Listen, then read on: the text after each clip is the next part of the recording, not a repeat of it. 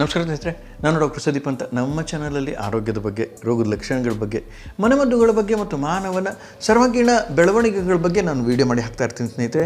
ಈ ವಿಷಯಗಳಲ್ಲಿ ನಿಮ್ಗೆ ಏನಾದ್ರು ಆಸಕ್ತಿ ಇತ್ತು ಅಂತ ಹೇಳಿದರೆ ನಮ್ಮ ಚಾನಲ್ನ ಲೈಕ್ ಮಾಡಿ, ಶೇರ್ ಮಾಡಿ, ಸಬ್ಸ್ಕ್ರೈಬ್ ಮಾಡಿ. ಇವತ್ತಿನ ವಿಷಯ ಬಹಳ ಮುಖ್ಯವಾದದ್ದು ಸ್ನೇಹಿತರೆ.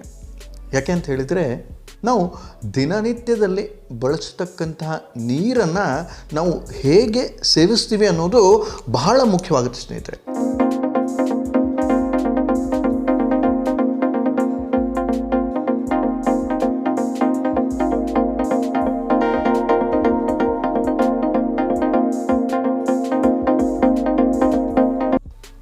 ಸೊ ಹೀಗಾಗಿ ಇದರ ಬಗ್ಗಿನ ಅರಿವು ಬಹಳಷ್ಟು ಜನಕ್ಕೆ ಇರಲ್ಲ.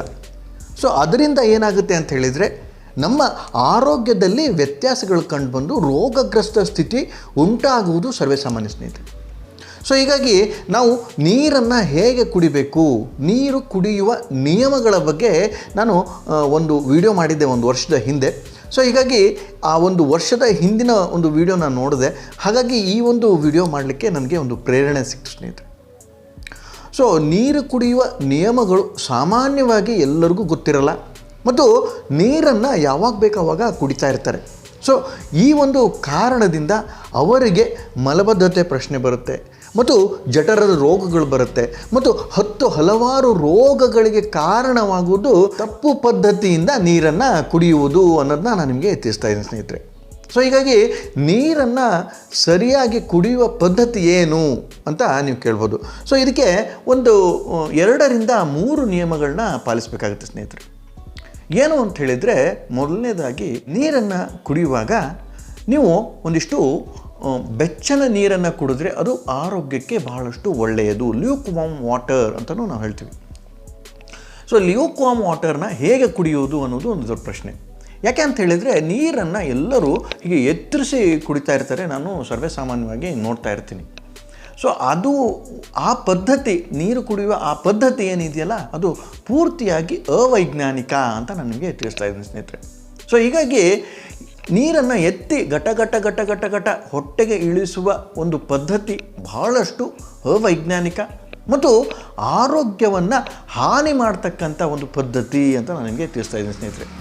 ಸೊ ಹೀಗಾಗಿ ನೀರು ಕುಡಿಯುವಾಗ ನೀವು ಗುಟುಗಾಗಿ ಕುಡಿಯಬೇಕು ಅಂತ ಹೇಳಿದರೆ ಸಿಪ್ ಅಂತಲೂ ನಾವು ಹೇಳ್ತೀವಿ ಇಂಗ್ಲೀಷ್ನಲ್ಲಿ. ಸೊ ಹೀಗಾಗಿ ನೀರನ್ನು ಕುಡಿಯುವಾಗ ಗುಟುಕಾಗಿ ಕುಡಿಯಬೇಕು ಮತ್ತು ನೀರು ಉಗುರು ಬೆಚ್ಚಿತ್ತು ಅಂದರೆ ಬಹಳಷ್ಟು ಒಳ್ಳೆಯದು. ಮತ್ತು ನೀರನ್ನು ನೀವು ಯಾವಾಗ ಕುಡಿದ್ರೂ ಸಹಿತ ಕುಳಿತುಕೊಂಡು ನೀರನ್ನು ಕುಡಿಬೇಕು ಸ್ನೇಹಿತರೆ. ಯಾಕೆಂತಂದರೆ, ಒಬ್ಬೊಬ್ಬರು ನಿಂತ್ಕೊಂಡು ನೀರನ್ನು ಘಟ ಹೊಟ್ಟೆಗೆ ಇಳಿಸ್ತಾ ಇರ್ತಾರೆ. ಅವರಿಗೆ ಕೀಲು ನೋವು ಬರುವುದು ಖಚಿತ ಅಂತ ನಾನು ನಿಮಗೆ ತಿಳಿಸ್ತಾ ಇದ್ದೀನಿ ಸ್ನೇಹಿತರೆ. ಯಾಕೆ ಅಂತ ಹೇಳಿದರೆ, ನೀರನ್ನು ನಿಂತು ಘಟ ಕುಡಿದು ಅದನ್ನು ಹೊಟ್ಟೆಗೆ ಇಳಿಸಿದಾಗ ಏನಾಗುತ್ತೆ ಅಂತ ಹೇಳಿದರೆ, ನಮ್ಮ ಕೀಲುಗಳ ನೋವು ಬರುವುದು ಸರ್ವೇಸಾಮಾನ್ಯ. ಇದಕ್ಕೆ ಸೈಂಟಿಫಿಕ್ ಬೇಸ್ ಏನೂ ಇಲ್ಲ. ಆದರೆ ಎಷ್ಟೋ ಜನನ ನೀವು ಕೇಳಿ ನೋಡಿ, ಎದ್ದು ನಿಂತು ನೀರು ಕುಡಿಯುವಂಥ ಜನರಿಗೆ ಅವರಿಗೆ ಕೀಲು ನೋವು ಸರ್ವೇಸಾಮಾನ್ಯವಾಗಿ ಜೀವನ ಪರ್ಯಂತ ಇದ್ದೇ ಇರುತ್ತೆ. ಸೊ ಅವ್ರಿಗೆ ಕಾರಣಗಳೇ ಗೊತ್ತಿರಲ್ಲ, ಯಾಕೆ ಈ ಕೀಲು ನೋವು ಇದೆ ಅಂತ. ಎಷ್ಟೋ ಡಾಕ್ಟ್ರಿಗೆ ತೋರಿಸ್ತಾರೆ, ಆದರೆ ಈ ಕೀಲು ನೋವು ಮಾತ್ರ ಗುಣವಾಗೋದೇ ಇಲ್ಲ. ಆದರೆ ಅದರ ಒಂದು ಪೂರ್ತಿಯಾದ ಪರಿಹಾರ ಅವ್ರ ಹತ್ರನೇ ಇರುತ್ತೆ. ಏನು ಅಂತ ಹೇಳಿದರೆ, ಅವರು ನೀರು ಕುಡಿಯುವ ಪದ್ಧತಿಯನ್ನು ಸರಿ ಮಾಡ್ಕೊಳೋದು ಅಂತ ನಾನು ನಿಮಗೆ ತಿಳಿಸ್ತಾ ಇದ್ದೀನಿ ಸ್ನೇಹಿತರೆ. ಸೊ ಹೀಗಾಗಿ ನೀರನ್ನು ಗುಟುಕಾಗಿ ಕುಡಿಯಬೇಕು, ಕುಳಿತುಕೊಂಡು ಕುಡಿಯಬೇಕು ಮತ್ತು ನೀರನ್ನು ಊಟ ಮಾಡುವಾಗ ಕುಡಿಬಾರ್ದು ಸ್ನೇಹಿತರೆ. ಎಷ್ಟೋ ಜನ ಅಭ್ಯಾಸವಾಗಿಬಿಟ್ಟಿರುತ್ತೆ, ಊಟ ಮಾಡುವಾಗ ನೀರನ್ನು ಕುಡಿತಾನೆ ಇರ್ತಾರೆ. ಸೊ ಹೀಗಾಗಿ ನೀರನ್ನು ಊಟ ಮಾಡುವಾಗ ಕುಡಿದಿದ್ದೇ ಆಯಿತು ಅಂತ ಹೇಳಿದರೆ ಅವರಿಗೆ 101 ರೋಗಗಳು ಬರುವುದು ಖಚಿತ ಅಂತ ನನಗೆ ತಿಳಿಸ್ತಾ ಇದ್ದೀನಿ ಸ್ನೇಹಿತರೆ. ಯಾಕೆ ಅಂತ ಹೇಳಿದರೆ, ಜಠರದ ಪ್ರಕ್ರಿಯೆಯಲ್ಲಿ ವ್ಯತ್ಯಯಗಳನ್ನು ಉಂಟು ಮಾಡುವ ಕಾರಣದಿಂದ ಈ ನೀರನ್ನು ನೀವೇನಾದ್ರು ಊಟ ಮಾಡುವಾಗ ಕುಡಿದ್ರೆ ನಿಮಗೆ 101 ರೋಗಗಳು ಬಂದೇ ಬರುತ್ತೆ ಅಂತ ನನಗೆ ತಿಳಿಸ್ತಾ ಇದ್ದೀನಿ ಸ್ನೇಹಿತರೆ. ಸೊ ಹೀಗಾಗಿ ನೀರನ್ನು ಯಾವಾಗ ಕುಡಿಬೇಕು ಡಾಕ್ಟ್ರೇ ಅಂತ ಕೇಳ್ಬೋದು. ಅರ್ಧ ಗಂಟೆ ಊಟದ ಮುಂಚೆ ನೀರನ್ನು ಕುಡಿದ್ರೆ ತುಂಬ ಒಳ್ಳೆಯದು. ಮತ್ತು ಊಟ ಆದಮೇಲೆ 1 ಗಂಟೆ ಬಿಟ್ಟು ನೀವು ನೀರನ್ನು ಕುಡಿದಿದ್ದು ಅಂತ ಹೇಳಿದರೆ ಅದು ಬಹಳಷ್ಟು ವೈಜ್ಞಾನಿಕ ಅಂತ ನಾನು ನಿಮಗೆ ತಿಳಿಸ್ತಾ ಇದ್ದೀನಿ ಸ್ನೇಹಿತರೆ. ಸೊ ಹಾಗಾದರೆ ನಮಗೆ ಅಭ್ಯಾಸ ಬಿದ್ದುಬಿಟ್ಟಿದೆ ಡಾಕ್ಟ್ರೆ, ನಾವು ಏನು ಮಾಡಬೇಕು ಅಂತ. ಸೊ ಇದಕ್ಕೆ ಒಂದು ಚಿಕ್ಕ ಪರಿಹಾರ ಇದೆ ಸ್ನೇಹಿತರೆ. ಏನು ಅಂತ ಹೇಳಿದರೆ, ನೀರನ್ನು ಬಿಟ್ಟು ನೀವು ಯಾವುದೇ ಪಾನೀಯಗಳನ್ನು ಸೇವಿಸ್ಬೋದು ಊಟ ಮಾಡುವಾಗ. ಈಗ ನೀರು ಕುಡಿಬೇಕು ಅಂತ ಊಟ ಮಾಡುವಾಗ ಅನ್ನಿಸ್ತು ಅಂತ ಹೇಳಿದರೆ, ಆ ನೀರಿಗೆ ಒಂದಿಷ್ಟು ಬೆಲ್ಲವನ್ನು ಹಾಕಿ, ಒಂದಿಷ್ಟು ಜೀರಿಗೆಯನ್ನು ಹಾಕಿ, ಒಂದಿಷ್ಟು ಯಾವುದೇ ಪದಾರ್ಥವನ್ನು ಹಾಕಿ ಆ ನೀರನ್ನು ಸೇವಿಸಿದರೆ ಅದು ನಿಮಗೆ ದುಷ್ಪರಿಣಾಮಗಳನ್ನು ಮಾಡಲ್ಲ ಅಂತ ನನಗೆ ತಿಳಿಸ್ತಾ ಇದ್ದೀನಿ ಸ್ನೇಹಿತರೆ. ಇದು ಒಂದು ಬಹಳ ಮುಖ್ಯವಾದ ಸಂಗತಿ, ಎಲ್ಲರೂ ನೆನಪಿಡ್ತಕ್ಕಂಥದ್ದು. ಈಗ ನಮಗೆ ಹ್ಯಾಬಿಟ್ ಬಿದ್ದೋಗಿದೆ ಡಾಕ್ಟ್ರೇ, ನಾವು ಏನು ಮಾಡೋದು ಇದರಿಂದ ಹೊರಗೆ ಬರೋಕ್ಕೆ ಅಂತ. ಸೊ ಇದಕ್ಕೆ ಈ ಉಪಾಯವನ್ನು ಮಾಡಿದರೆ ಬಹಳ ಒಳ್ಳೆಯದು ಅಂತ ನನಗೆ ತಿಳಿಸ್ತಾ ಇದ್ದೀನಿ ಸ್ನೇಹಿತರೆ.